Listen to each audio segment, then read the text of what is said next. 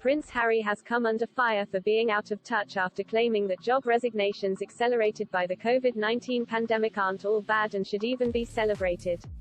He said many people around the world would have been stuck in jobs that didn't bring them joy, and this was the start of a mental health awakening. The Duke's comments came during a Q&A with Fast Company.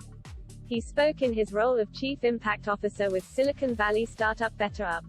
Talk Radio hosts Mike Graham and Kevin O'Sullivan discussed the Prince's. Mr. Graham asked, "Have you ever thought about quitting your job because it doesn't bring you any joy?" Mr. O'Sullivan mockingly added, "Yeah, because of my mental health."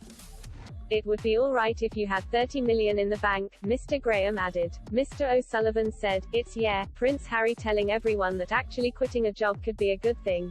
They call it the Great Resignation because all over the world, particularly in America and Britain, literally millions of people have quit their jobs because of the lockdowns and gave them a new perspective on life. Well, I would suggest that a lot of them are going to find out that the reason you have a job is to get money. Yes, and if you don't have any money, you're gonna find you have a lot more mental health problems than you did when you had a job and you had money.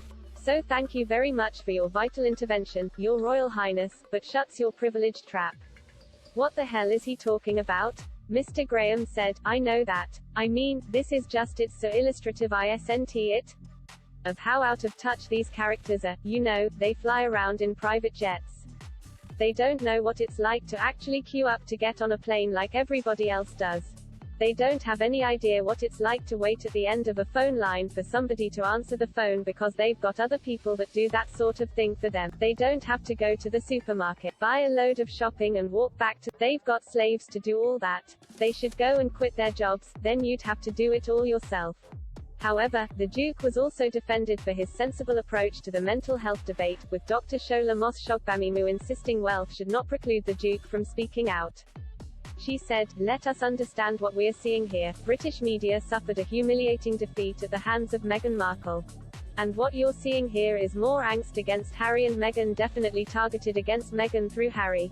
Listen, wealth or lack thereof is not a qualification to talk sense. What Prince Harry said is sensible. If you're not happy in your job, you don't have to stay in it." She added, H is not telling everybody to leave their jobs, HES pointing out the fact that the pandemic did a great job in propelling people's awareness of self-care and mental health.